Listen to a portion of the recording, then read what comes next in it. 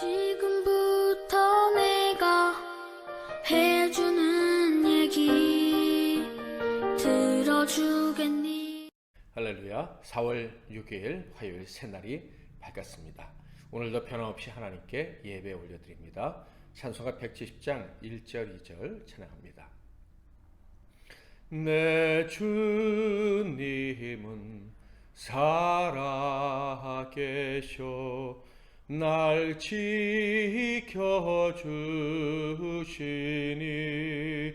그 큰 사랑 인하여서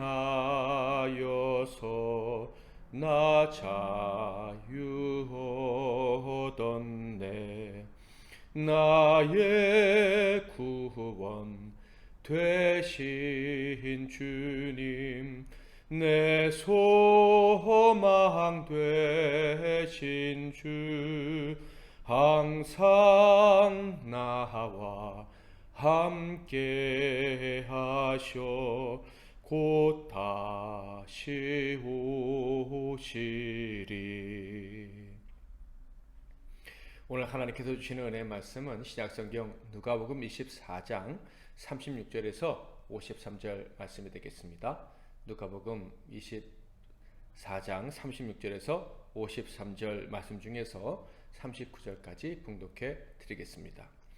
이 말을 할 때 예수께서 친히 그들 가운데 서서 이르시되 너희에게 평강이 있을지어다 하시니 그들이 놀라고 무서워하여 그 보는 것을 영으로 생각하는지라. 예수께서 이르시되 어찌하여 두려워하며 어찌하여 마음에 의심이 일어나느냐. 내 손과 발을 보고 나인 줄 알라.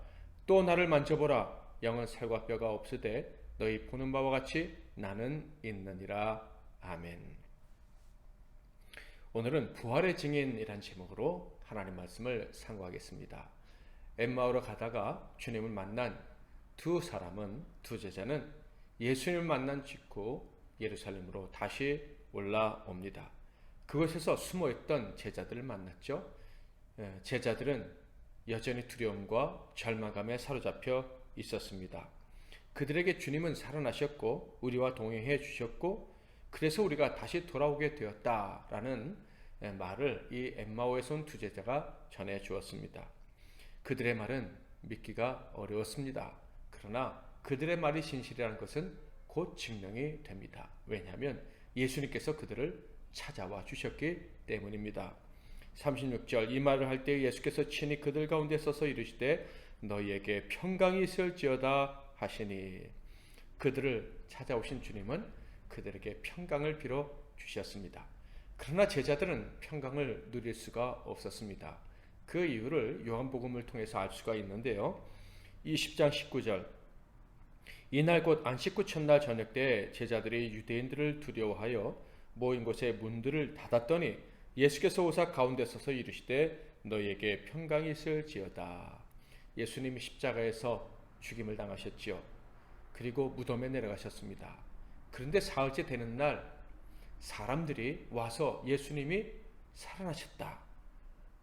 어떤 여인은 예수님을 보았다라고까지 이야기를 합니다. 그러나 제자들은 아직 주님을 배우지 못했죠. 엠마오에서 온 두 제자만 예수님을 배웠던 것입니다. 게다가 엠마오에서 온 제자들의 말이 좀 믿기가 어려운 구석이 있었어요. 주님을 알아본 순간, 그러니까 주님과 동행하면서도 주님을 알아보지 못했는데 주님이시구나 라고 알아본 순간 주님이 더 이상 보이지 않았다는 것입니다. 그러니 제자들 입장에서는 이 두 제자가 너무 실망해서 헛것을 보았나 귀신을 보았나 라는 생각을 할 수도 있었을 것 같습니다. 게다가 상황은 제자들에게 불리하게 흘러가고 있었습니다. 예수님의 시신은 제자들이 훔쳐갔을 것이다. 그래서 예수의 무덤이 비어있다라는 소문이 파다하게 돌기 시작했기 때문입니다. 그들은 예수의 시신이 없어진 누명을 자신들이 쓸지도 모른다는 생각에 더욱더 공포에 사로잡히게 되었던 것입니다. 그래서 문을 걸어 잠근 것이죠. 그런데 주님이 문을 열지도 않고 문을 통과하지도 않고 그들 가운데 갑자기 나타나신 것입니다. 그리고는 그들에게 평강이 있을지어다 라고 말씀을 하신 거예요. 그들이 평강을 누리기가 쉽지 않았을 것 같다 라는 생각이 듭니다. 그러므로 그들은 이렇게 반응할 수밖에 없었어요. 37절 그들이 놀라고 무서워하여 그 보는 것을 영으로 생각하는지라. 그러니까 예수님을 쉽게 말해서 귀신이라고 생각을 했다 하는 거예요. 물론 이런 반응은 올바른 것이 아니죠. 왜냐하면 예수님은 인간이 아니라 하나님이시기 때문에 그렇습니다. 그러므로 이렇게 지적을 받아야 했습니다. 38절 39절 예수께서 이르시되 어찌하여 두려워하며 어찌하여 마음에 의심이 일어나느냐. 내 손과 발을 보고 나인 줄 알라. 또 나를 만져보라. 영은 살과 뼈가 없으되 너희 보는 바와 같이 나는 있느니라. 주님은 이렇게 그들을 책망하신 것 같지만 계속해서 책망하시는 분위기로 가신 건 아니고 그들이 믿을 수 있도록 바로 증거를 보여주셨습니다. 40절 이 말씀을 하시고 손과 발을 보이시나. 자, 그런데 증거까지 확인했는데 제자들이 어떻게 반응을 했습니까? 어떻게 보면 재밌다는 생각도 듭니다. 41절 그들이 너무 기쁨으로 아직도 믿지 못하고 놀랍게 여길 때에 이르시되 여기 무슨 먹을 것이 있느냐 하시니. 기뻐서 믿지 못했다 이런 표현이 있습니다. 너무 좋으면 믿어지지 않는다 뭐 이런 의미일 수도 있을 것 같아요. 주님이 정말 살아나셨구나, 주님이 맞구나 하는 생각과 함께 그런데 어떻게 이런 일이 있을 수 있지? 라는 복잡한 생각이 같이 있었을 수도 있을 것 같습니다. 그래서 주님은 그들의 정신을 깨워주시기 위해서 한 가지 요청을 하십니다. 음식을 요청하신 거예요. 왜 그렇습니까? 예수님이 음식을 잡수실 수 있다면 귀신이 아니라는 것을 증명할 수 있었기 때문이었죠. 귀신은 음식을 먹을 수가 없는 거예요. 그러므로 제사상 차려놓고 조상신이 와서 드시고 가십시오 하는 것은 정말 어리석은 행위라는 것을 알 수가 있습니다. 42절 43절 이에 구운 생선 한 토막을 드리니 받으사 그 앞에서 잡수시더라. 주님은 음식을 받아 잡수셨습니다. 아마 이 모습을 보는 순간 제자들은 주님이 정말 부활하신 예수님, 그들과 함께 하셨던 예수님이구나 라는 것을 확신할 수 있었을 것입니다. 이렇게 깨달음을 주신 주님은 그들에게 계속해서 말씀을 주십니다. 구약성경에 있는 말씀들을 증거로 그들에게 내가 정말 부활했다는 사실, 부활할 수밖에 없었다는 것을 너희들이 알아야 된다 하면서 가르쳐 주신 것이죠. 44절부터 46절 또 이르시되 내가 너희와 함께 있을 때에 너희에게 말한 바 곧 모세의 율법과 선지자의 글과 시편의 나를 가리켜 기록된 모든 것이 이루어져야 하리라 한 말이 이것이라 하시고 이에 그들의 마음을 열어 성경을 깨닫게 하시고 또 이르시되 이같이 그리스도가 고난을 받고 제3일에 죽은 자 가운데서 살아날 것과 부활은 우연이 아니고 성경에 예언된 그대로다 라고 주님이 말씀해 주신 거예요. 이 말씀과 그리고 내가 음식을 먹은 것을 통해서 이 부활은 하나님 말씀대로 이루어진 것일 뿐만 아니라 영적인 차원에서만 이루어지는 것이 아니라 삶의 현장에서 우리의 실제 삶에서 이 땅에서 이루어질 수 있는 것임을 알아라 라고 교훈을 하신 것입니다. 그러니까 부활은 영만 살아나는 것이 아니라 육신도 살아나는 것이다 라는 말씀입니다. 먹고 마시고 하는 본능적인 이 상태마저도 다 회복시켜 주시는 것이 부활의 능력이다, 부활의 실제다 라는 말씀을 들려주신 것입니다. 우리에게 부활의 은총은요 그저 사변적인 차원이라 그러죠. 머릿속에서만 일어나는 것이 아님을 아셔야 합니다. 우리 삶에서 실제로 일어나는 능력이 우리 주님이 우리에게 허락하신 부활의 능력인 것입니다. 그러므로 저와 여러분이 부활을 믿는다면, 주님이 날 위해 죽으시고 부활하셨다는 사실을 믿는다면, 내가 그 은혜로 말미암아 죄와 사망에서 건짐받고 생명으로 살아난 사람이라는 것을 믿는다면 내 삶의 모든 부분에 하나님의 역사가 나타날 줄 믿어야 하는 거예요. 내 삶의 모든 부분이 회복될 수 있다는 것을 믿어야 하는 것입니다. 내 머리끝부터 발끝까지, 그리고 내 삶의 모든 영역 구석구석에 생명의 역사가 약동해서 다시 살아나는 기적이 체험될 수 있다는 것을 믿어야만 하는 것입니다. 날마다 새롭게 거듭나고 날마다 새롭게 다시 살아갈 수 있는 삶, 그것이 바로 우리의 믿음이다라는 사실을 믿어야 하는 것입니다.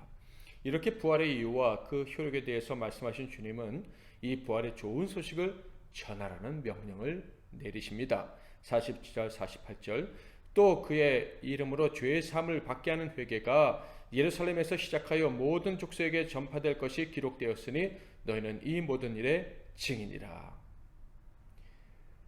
예수가 부활하신다는 사실뿐만 아니라 예수가 부활하신다는 사실을 믿는 모든 사람들은 다 죄 용서 받고 그리고 천국 백성이 된다는 사실, 그리고 이 사실이 모든 족속에게 전파되어야 된다는 사실을 주님이 가르쳐 주신 것입니다.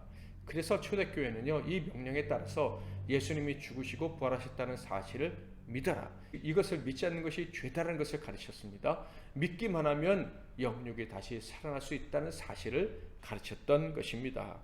이것이 오늘날도 우리가 세상 사람들에게 나가서 전해야 될 복음의 핵심인 것입니다. 교회 자랑, 목사 자랑, 응답받은 기도 자랑 다 좋습니다. 그러나 진짜 우리가 자랑해야 될 것은 부활의 복음인 것입니다.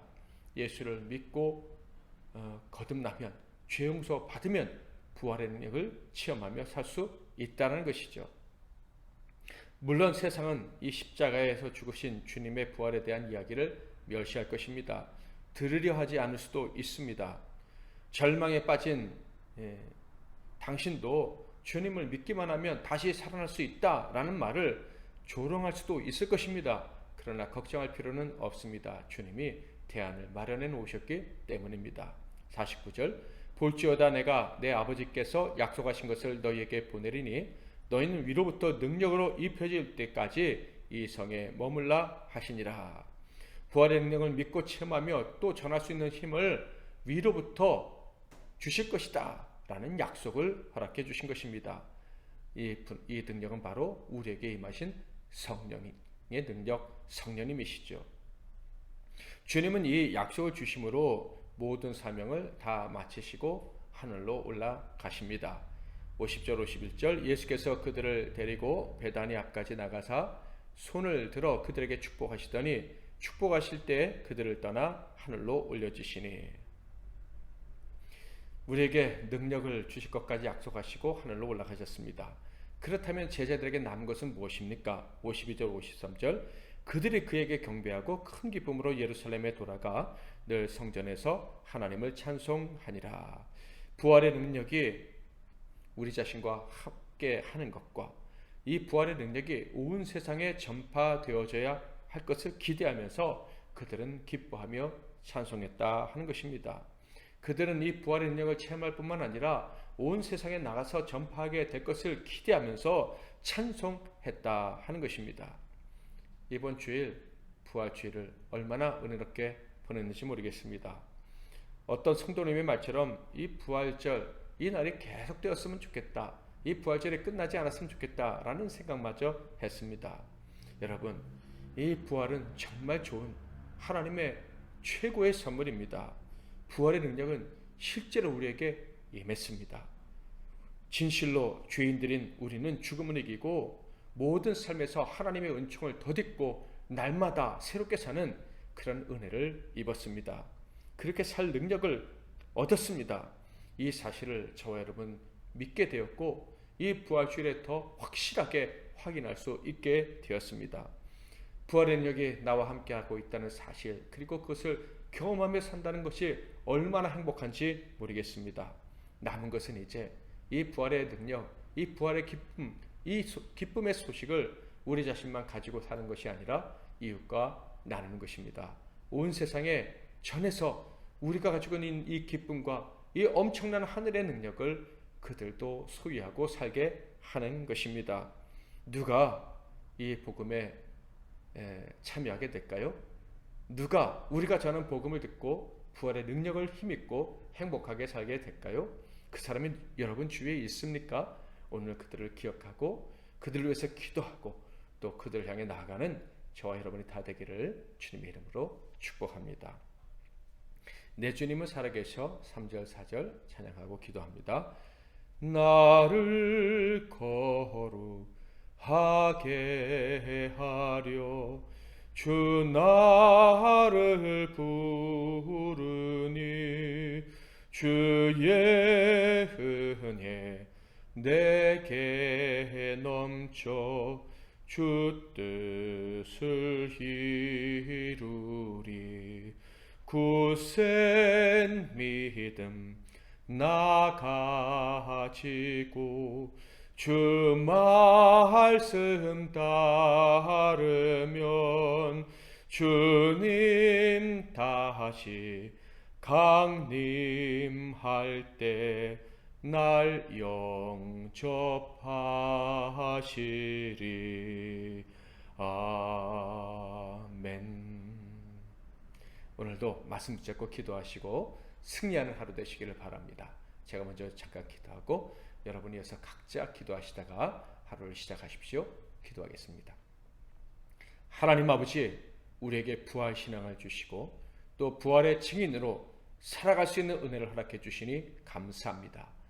이 부활의 은혜를 덧입은 자로서 부활의 증인되어 살려가는 저희들에게 부활의 증거가 날마다 넘쳐나게 하옵소서.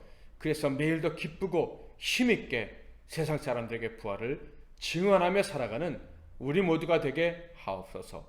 오늘도 그 부활의 능력을 경험하며 사는 하루가 되게 줄 줄 믿고 예수 그리스도의 이름으로 기도하옵나이다. 아멘.